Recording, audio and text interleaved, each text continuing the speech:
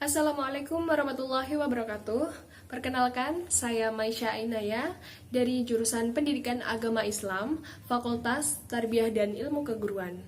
Hari ini kita akan membahas Sejarah Kebudayaan Islam, kelas 8 semester ganjil.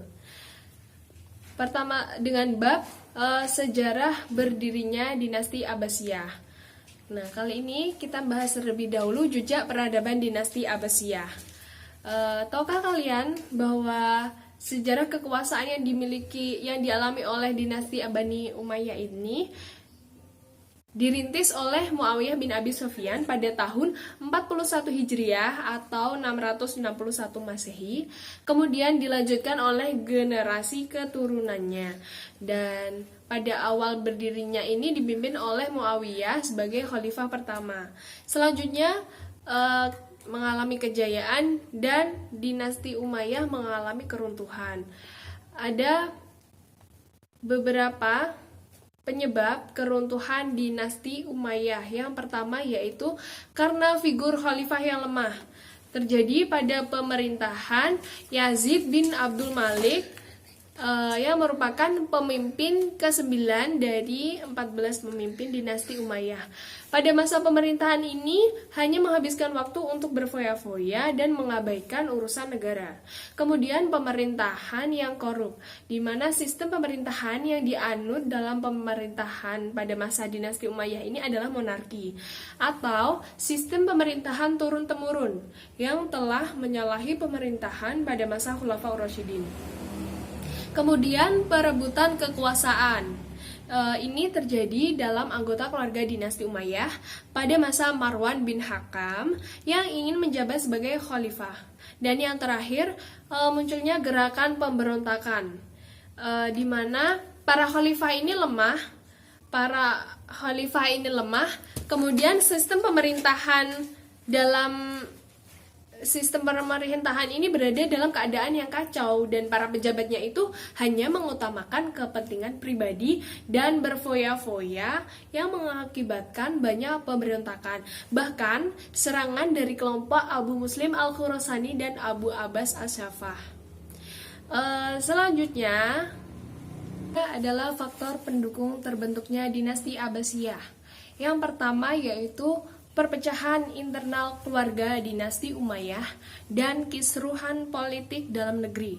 Yang kedua, munculnya gerakan perlawanan terhadap dinasti Umayyah, terhadap pemerintahan dinasti Umayyah yang dilakukan oleh kelompok Mawali atau kaum muslim tapi non-Arab, kelompok Dahak bin Qais Asy-Syaibani, dan kelompok Syiah.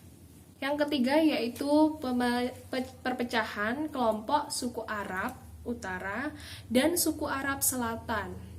Yang keempat yaitu kekecewaan ulama dan tokoh agama kepada Khalifah Marwan bin Muhammad yang dinilai tidak memiliki sikap kewarganegaraan yang baik. Dan yang terakhir yaitu wafatnya Khalifah Marwan bin Muhammad atau khalifah terakhir dalam dinasti Umayyah setelah kalah dalam pertempuran di tepi sungai Zab, tepatnya di Irak, pada tahun 132 Hijriah atau 750 Masehi. Selanjutnya yaitu latar belakang berdirinya dinasti Abbasiyah. Latar belakang berdirinya dinasti Abbasiyah ini ada dua penyebabnya. Yang pertama, terjadinya kekacauan dalam kehidupan dinasti Umayyah dan kekecewaan yang menumpuk dalam bersatu akibat kekeliruan dan kesalahan pemerintahan Umayyah. Nah, kemudian kita beralih ke hal-hal yang dilakukan dalam proses terbentuknya dalam latar belakang berdirinya dinasti Abbasiyah. Yang pertama yaitu mengajak kelompok lain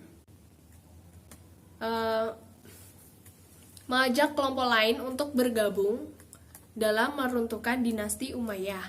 Di sini ada 4 kelompok yang ikut untuk meruntuhkan dinasti Umayyah. Yang pertama yaitu kelompok Muslim non-Arab atau golongan Mawali, kemudian kelompok Syiah dan Mawarij, dan kelompok Muslim Arab di Mekah, Madinah dan Irak yang merasa sakit hati atas status istimewa warga Suriah. Dan yang terakhir, kelompok Muslim yang soleh, Arab maupun non-Arab, yang memandang keluarga dinasti Umayyah itu telah bergaya hidup mewah dan jauh dari gaya hidup Islami. Yang kedua yaitu melakukan propaganda, di mana dengan tujuan bahwa menggulingkan kekuasaan pemerintahan dinasti Umayyah merupakan perintah agama. Dan yang terakhir yaitu mengusung nama Bani Hashim. Di sini tidak mengusung nama Bani Abbas ya, tetapi mengusung nama Bani Hashim. Mereka mengatakan bahwa khalifah itu merupakan hak keluarga Nabi. Selanjutnya kita beralih ke proses pembentukan dinasti Abbasiyah. Yang pertama itu adalah membentuk gerakan bawah tanah, di mana dalam gerakan bawah tanah ini ada 3 tokoh yang dipelopori oleh 3 tokoh. Yang pertama yaitu Muhammad Al-Abbas atau biasa sering disebut dengan Abu Abbas As-Saffah sebagai pendiri dinasti Abbasiyah, kemudian Ibrahim Al-Imam dan Abu Muslim Al-Khurasani, di mana Abu Muslim Al-Khurasani ini sebagai propagandis yang paling terkenal dan sukses. Kemudian yang kedua yaitu politik bersahabat. Jadi turunan Bani Abbas itu tidak pernah memperlihatkan sikap bermusuhan dengan Bani Umayyah. Yang ketiga yaitu Khurasan sebagai pusat gerakan. Dalam mendirikan dinasti Abbasiyah ini ada tiga pusat sebagai kegiatan, ada tiga pusat sebagai kegiatan untuk menggulingkan dinasti Umayyah. Yang pertama yaitu Al-Humaimah atau pusat perencanaan organisasi. Yang kedua yaitu Kufah, di mana digunakan sebagai kota penghubung, dan yang ketiga Khurasan atau sebagai pusat gerakan praktis. Materi yang telah disampaikan pada video pembelajaran ini. Terima kasih sudah menyimak, dan wassalamualaikum warahmatullahi wabarakatuh.